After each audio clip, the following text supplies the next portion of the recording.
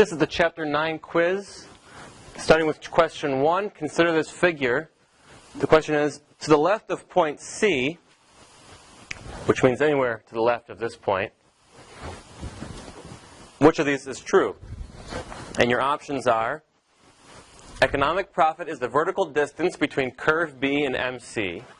That's not true, right? Because curve B is marginal revenue, and curve B is marginal cost. So the difference between marginal revenue and marginal cost is not profit, but profit is the difference between which two curves?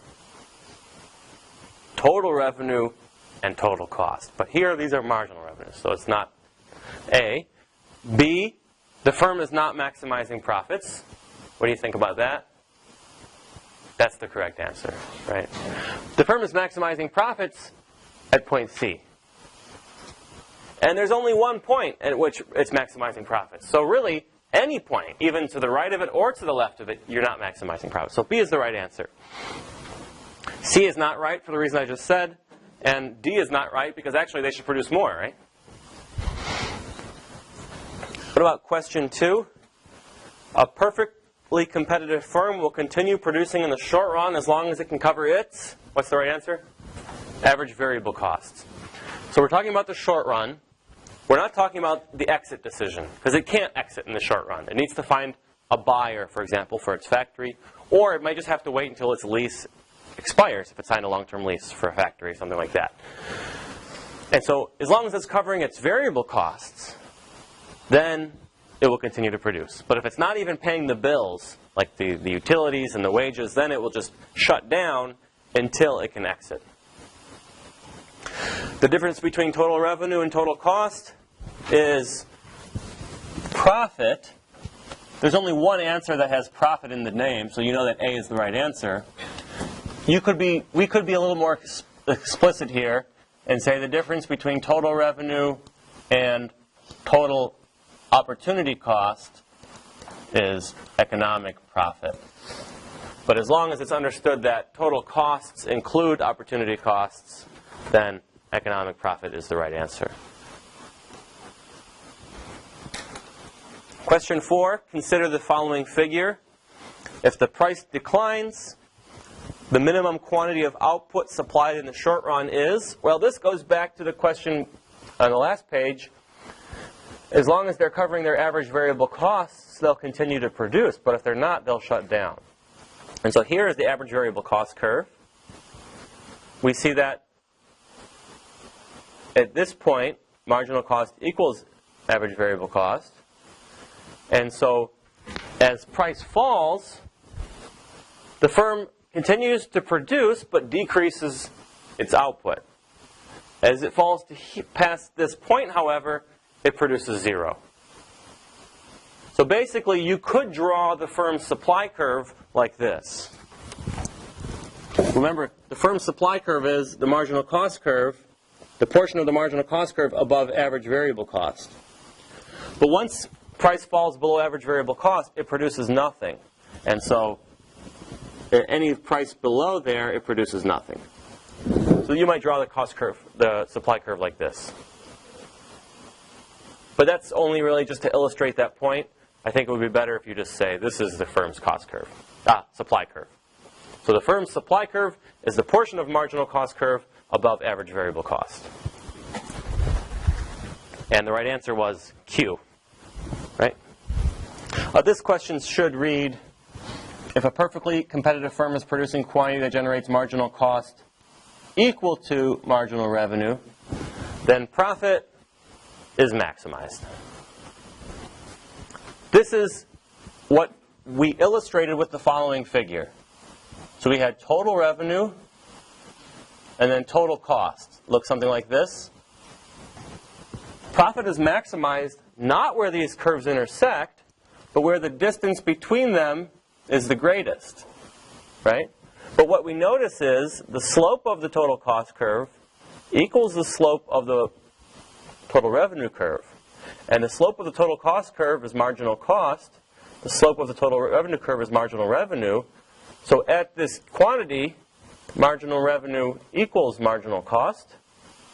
And the difference between these total curves is maximized. So that's the connection between marginal cost and marginal revenue and profit maximization. Question 6. Suppose that pasta is produced under conditions of perfect competition and that the constant cost industry is initially in long-run equilibrium. Now suppose there's an increase in the price of wheat, which is, as you know, a key ingredient in producing pasta. Further assume that the price elasticity of demand for pasta is negative 1.8. After all long-run adjustments have occurred, we would expect total consumer spending on pasta to have... This is a tough question. I have to step back and think about this for a minute myself. It's always helpful to graph things when you get a tough question. So, let's start with in the market. Supply and demand. Usually a good place to start. So there's an increase in the price of wheat. What's going to happen to this market, to the demand and supply? Supply is going to be affected. Will it increase or decrease? It will decrease. So we go from this equilibrium point to this equilibrium point. So the price elasticity of demand for pasta is negative 1.8. Let's say this is a 10% increase. We don't know, right, how big of an increase it is. Let's just say it's a 10% increase. So a 10% increase in price of pasta leads to a what percent increase, a what percent decrease in the quantity of pasta demanded? What's the answer?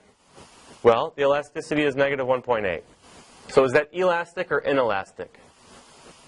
It's elastic because a change in the price leads to a big change in quantity demanded.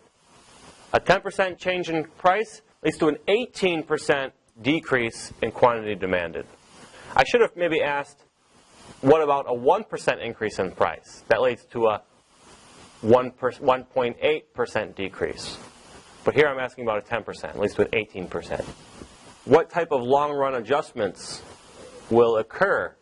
Let's look at an individual firm. So they have average total cost and marginal cost. And initially, the price is here. And they're making zero profit because we know we're initially in equilibrium. Then the price rises, but it's also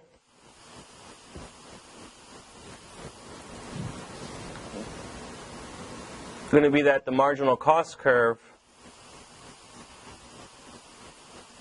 and average total cost curve also rise, because this is, after all, flour is an input into producing pasta, right? So the price rises, but so do costs. And so now the firms produce where marginal revenue equals marginal cost here. Are they making profits or losses? When they're producing this quantity, this is the quantity where marginal revenue equals marginal cost, right? And are they making profits there? No, because at this quantity, average total costs are here, right? So your costs are higher than your price. So they're making losses. So what's going to happen over here in the industry? Firms are going to exit, and the supply curve will shift even more to S double prime. And when all the adjustments are finally made, will be at this point here. Firms will be making zero profit, and the price will rise even more. So let's get back to the original question now. Now that we've visualized the whole entire process, let's see if we can come up with an answer. Total consumer spending on pasta to have, you know that the price is going to rise, And if it rises by 10%, quantity demanded falls by more than 10%. So does total spending by consumers rise or fall? Fall. You can think about it another way. Let's say you're a firm. What happens to your revenue? If the price goes up by 10%, you lose way more than 10% of customers, right? So your total revenue falls. Okay, let's move on to number 7.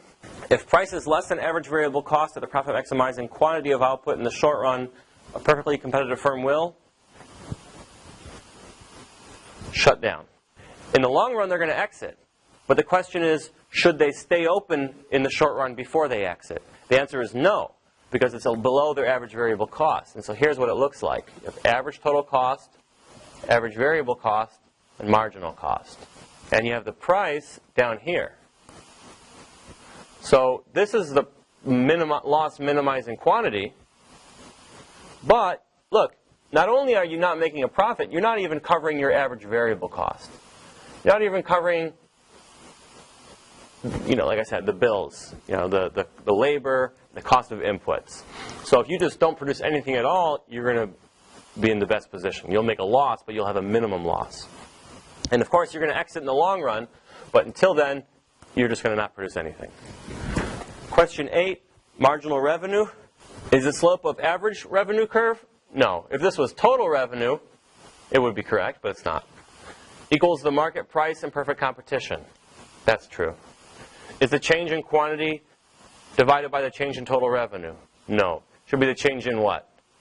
If it was quantity, it would be true. And similarly, if this was total, it would be true. But because they're not, this is not correct, and this is not correct. Is the price divided by changes in quantity? No. This is not true either. So B is the right answer. Question 9. Economic profits in a perfectly competitive industry induce entry, and losses induce exit.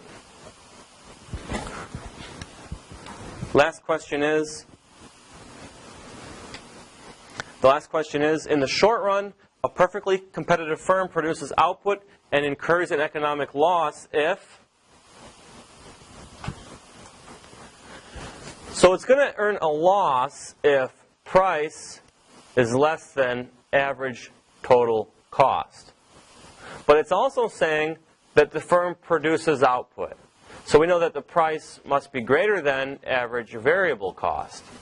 So the price is in between the two. It's greater than the average variable cost.